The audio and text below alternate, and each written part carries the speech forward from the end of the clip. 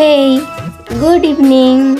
কাল ছিল মনসা পুজো, তো এখন বাজে রাত্রি 7:30 কি 8টা। হ্যাঁ, এখন আমি আর মা যাব আমাদের গ্রামে যে মনসা মন্দির আছে সেখানে মায়ের মন্দিরে পুজো দিতে। এখন তো সন্ধ্যা হয়ে গেছে, আর সেই জন্যই বাবা সকাল সকাল বাজার যে পুজোর ফলগুলো নিয়ে চলে এসছে, আর মা এখন এদিকে ফলগুলো ধুয়ে তারপর থালায় সাজিয়ে নিচ্ছে সব কিছু।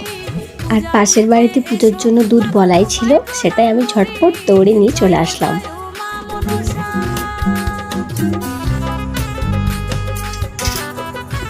এই ফল আর দুধ নিয়ে এখন যাব মন্দির, আমি আর মা। চলো এখানে যেয়ে তোমাদের মায়ের মুখ দর্শন করাচ্ছি।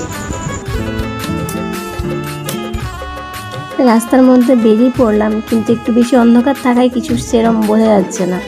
যাই হোক, মন্দির চলে আসলাম।